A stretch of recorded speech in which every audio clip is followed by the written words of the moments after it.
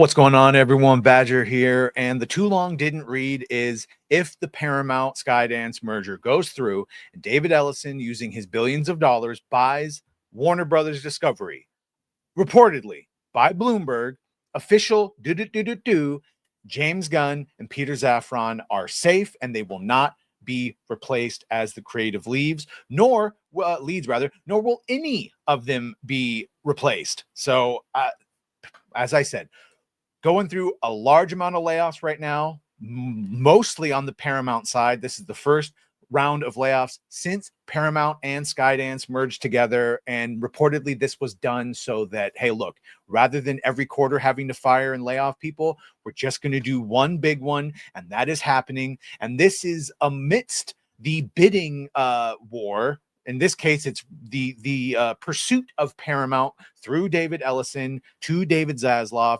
offering him, they've gone through 3 different rounds, probably a 4th one by now that we haven't heard about, of offering substantial amount of monies north of $70 billion. All right. So we're talking big time, prime time. Zaslav apparently has been very complimentary to the Ellison family. Again, this is a do from that Park Place, but according to that Park Place source close to Warner Brothers Discovery, CEO David Zaslav hosted a company-wide town hall this week that left many employees buzzing, not because of major announcement, but because of one surprising moment. One thing that raised my eyebrows was David Zaslav praising the wonderful Ellison family, and that's put in air quotes. He was being very complimentary of them personally, the source said, and as they go right here to point of reading between the lines, when a CEO publicly, even if it's just a town hall, publicly says this way about a person and a family and a company that is knowingly going after them to try, and as you can see here, the Ellison's Paramount Skydance has been positioning itself as Hollywood's next major power player with its own merger only recently finalized. Zaslav's remarks, by contrast, have the tone of someone acknowledging a relationship already well underway. Compliments like this, especially directed at a known bidder, could be seen as an attempt to prepare internal teams for change, or at least signal to investors and employees that such a change wouldn't come as a surprise, i.e., kids, don't worry. I know this lady is hanging around, but daddy still loves you and you're going to love your new mommy. It's probably happening. We're also hearing that HBO Max would be folded into Paramount Plus, so they wouldn't make any new streaming sites. HBO Max would just go away, and every HBO Max show and property would just be now available on Paramount Plus. Presumably, subscriptions would change over. I don't know about pricing or content or anything, but that is, per Bloomberg, that is one of the reports that if it did, Ellison saying that it will allow more people to see the work of film and TV show creators. Also, reportedly, they are going to be using AI. Again, all of this coming from Bloomberg, to take advantage of new technologies like artificial intelligence, produce more films and TV shows. According to Bloomberg sources, he intends for a potentially merged Paramount WBD to have an output of 30 movies per year. 30. That is an astronomical amount of production. Now, granted, this is combining 2 different studio companies, so presumably their assets and ability to do this has jumped, but holy hell, if you think quality was struggling now, imagine pumping out 40, and then they're going to be using AI to make that possible. So, and this just goes to the big one is, so what happens to James Gunn? Commonly believed, at least if you're a detractor or you can do basic math and you've seen that Creature Commandos and Peacemaker have not charted on Nielsen and Samba in any meaningful way, i.e. they've probably lost money for HBO Max. We don't know if they really brought in subscribers. And Superman certainly lost $42 million theatrically. We don't know if it's made it back yet. Yes, it's had a healthy stream time, but it's on HBO Max, which they own. They're paying themselves. So we won't really know what ancillary funds they make from that until other networks start and streaming services start broadcasting it, if at all. I know certainly for merchandise, it was a fail, and you can already see them clearanced.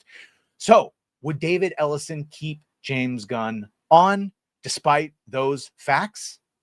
By all accounts, yes. So from Bloomberg, Paramount Skydance CEO David Ellison, who's been driving the force behind bids for WBD, wants to keep the creative teams of the 2 studios while consolidating some of the marketing and distribution, according to people familiar with the plans. Now, that is vague. It is vague. It does not state James Gunn specifically. It just says creative teams. That could be writers, producers, executives. That's not necessarily doesn't mean you wouldn't get ahead of the main guy in charge of all those teams. Who knows? Well, John Campea says he knows because according to his source that he went to, let's see, he said, I know a couple people over at Paramount, into which I wrote, and I quoted this article out of Bloomberg. I said, Ellison plans on keeping the creative teams in place. And I specifically and directly asked, does that include Warner Brothers motion picture co-chairs, Michael DeLuca and Pamela Abdy, which just saw their contracts renewed? And does that include James Gunn and Peter Safran? To which they gave me a simple response, yes. Yes. Now, if you've been watching my videos or my streams, you know that I have said from the beginning, I do not think James would be leaving. James has the golden tongue of Lucifer. And he's like a Kathy Kennedy or a Dave Filoni, even a Kevin Feige, who had so many Marvel movies fail of late. No chance of them leaving anytime soon. And I don't think there's a chance of Zaslav Ellison getting rid of Gunn. I think he's talked himself into being the lead, and any negatives or lost money, he can blame on toxic fans or whatever. That being said, the other thing I suggested that is if he does stay, I think we will see heavy creative controls and limits put on him. One of the things that came out from Taylor Sheridan leaving from Paramount to go over to Universal, and aside from the $1 billion deal, to sign an 8-year deal with Universal at the end of 2028 was because he was starting to get noted to death. One of the scripts that Sheridan reportedly turned in got sent back a lot of notes from the new Paramount head of television, and they also wanted to reduce his budgets. And Taylor was like, no. I built an empire, and I don't do it by following the notes from you people. So he's presumably gone over to Universal, where they won't be noting him to death. But I can guarantee you, if they're giving notes to Taylor Sheridan, who literally walk on water, he's so prolific at making good TV shows, James is going to get noted to death. Absolutely. We got another video coming out after this about what is reportedly the casting descriptions for Man of Tomorrow and what the main big bad villain is going to be. Spoiler, it's probably Brainiac. I don't know. You let me know. Either way, though, what do you think about this? James Gunn, safe as the lead of the DCU, even if Paramount buys Warner Brothers Discovery, keeping the creative teams. Anyway, that's all we got for you. Make sure to like, share, and sub. If you have done that, thank you. If you're going to do that, thank you. And well, bye.